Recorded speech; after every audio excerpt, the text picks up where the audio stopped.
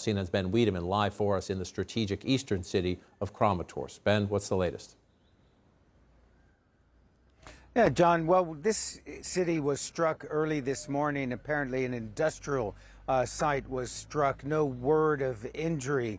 Elsewhere, of course, many Ukrainians are not unhappy with the news that the cruiser, the Moskva, went to the bottom of the Black Sea. The Russian Ministry of Defense says that its problem started when a fire broke out of unknown origin. That fire caused the stored ammunition on board to explode, that the ship was being towed to port, but there were rough seas and it went down. And of course, it's widely believed it was Ukrainian shore-to-ship missiles that took that out. Regarding those strikes in Kyiv, those were the first major strikes in the Ukrainian capital since Russian forces pulled out of around the capital and the entirety of north-central Ukraine. As far as Mariupol goes, we understand that 2 units of the Ukrainian army within the besieged city were able to link up, but the area they control seems to be shrinking day by day. Now, in the past, the Russians have said they were in full control of Mariupol, and then we've heard news that they bombed it. So clearly, they haven't been able to take full control, but as I said, the area controlled by Ukrainian forces is shrinking day by day. John? And been shrinking day by day in Mariupol. The question is what next? And we've seen the convoys coming in from Russia pointing toward where you are in the east. Kramatorsk, a key city in the east. There has been an uptick of strikes there, correct, in that area? Uptick in strikes here and many of the towns and cities close to Russian lines. Yesterday we were in Severodonetsk, where there was sporadic but continual shelling. But we understand today the shelling intensified there. That's the easternmost city under Ukrainian control. And we understand that just north of there, and I mean basically the northern suburbs, Russian artillery, armor, and troops are massing. And we did hear from the regional military administrator for the Donetsk region, where we are, saying that at this point they believe that every town and city along the front line is under attack. John? Ben Wiedemann, critical live reporting for us in Kramatorsk. Ben, thank you so much. Let's get some insights and expertise now. Retired Air Force Colonel, CNN military analyst Cedric Leighton is with us. Colonel Leighton, thanks for your time. This is where Ben Wiedemann is right here. We've talked before about how important this crescent is right here. Ben just mentioned the military governor. Let's listen, because he's been watching the Russians advance, and here's his timeline. We have not yet seen a full-scale offensive from all directions as we expected. The kind of weather we've been having impedes the passage of heavy armored vehicles. But I believe it is a matter of several days rather than weeks.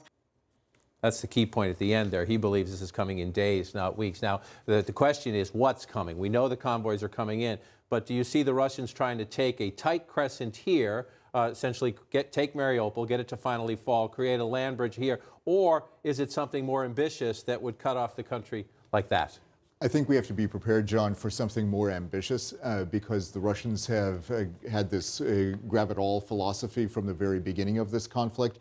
So I would expect them to try to do this, but it doesn't mean that they aren't going to start here. So, for example, if they that for you. Go ahead. Sure, if they wanted to surround Kharkiv and do it in this way, they could potentially do that. But they're also looking at Donetsk right here, and of course Izium, the city right here, and where Ben is. Those are all on their path, and if they do this, then they will, of course, gain more of the eastern area, the Donbass specifically, and extend their control over that. They already have, of course, the Russian separatists since 2014, but this is the big thing. This is the area where I think we will start seeing major battles that will come out looking a bit like what we saw in World War II with major tank formations and things like that. You mentioned they already have. There are significant Russian advantages in the east that they did not have when they came on Kyiv. That is easier land routes, areas where you have the red here already under Russian control. They did have out here, though, they did have the Moskva. They no longer have. This is it at port in Crimea.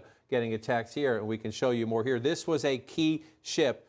You could attack from the land, but you can also attack from the sea. How big of a blow is this, that this is now off the battlefield? John, this is a huge blow because not only is it a guided missile cruiser, it is a was a command and control ship. What that meant was, as the flagship of the Black Sea Fleet commander, it was his node to control all of the battle space in the Black Sea. And with this gone, the Russians either have to replace it or find another way around it. They have 2 other vessels like this within their fleet across the entire Russian Navy. To bring those ships into the Black Sea, that would be a very difficult feat for them to achieve, and they have to work around this now. As they try to work around it, I just want to bring up here come back to the east, because again, if you had the Moskva and you had that capacity down here, but you see the key cities, and you were just drawing it out. You heard the military governor says he believes this is coming within days. The question is, are the Ukrainians ready for it? And as the United States and other NATO allies try to rush in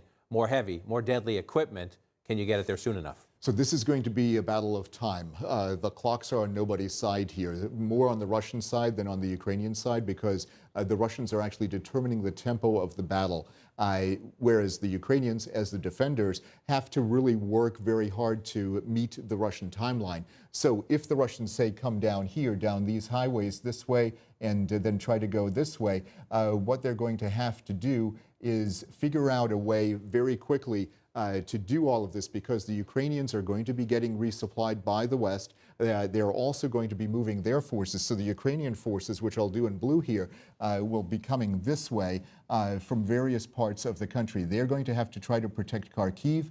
They're also going to have to try to keep the Russians from making these junctions right here. So if they can keep the Russians out of this area, then they have a chance to stalemate the battle. And if they do that, then this will grind on, as the Secretary of State mentioned, for quite some time. Quite some time, Part. I want to just come back to the bigger map here just to show we did see a missile strike overnight on the outskirts of Kyiv. The Russians say they hit a munitions plant, a missile factory. Do you expect that, more of that? Is that retaliation in your view for the sinking of their crown jewel down here? And do you expect that just if they're going to attack in around the capital, they've pulled their troops out? Is that going to be lobbing in missiles, or you don't expect any more ground offensive in that area? Actually, I do expect missiles to come into the Kyiv area, because what the Russians have said is they are going to be attacking command and control nodes everywhere across Ukraine. So that means Kyiv, that could potentially mean the airfield at Vinnytsia, that could mean all kinds of other things. The reason for Vinnytsia is that's the Air Force headquarters for the Ukrainian Air Force. So what I would expect is they're going to cede the ground to the Ukrainians for the moment around Kyiv, but Kyiv is still within range of Russian missiles, and from Belarus or from Russia itself, and any of that territory is really fair game for them as far as they can tell. And the Russians are doing this as a revenge plot, because when the Moskva was sunk right near here, that was one of the key things that they had to look at, was how to avenge that, and they're going after those missile facilities. Colonel, grateful for your time and your insights.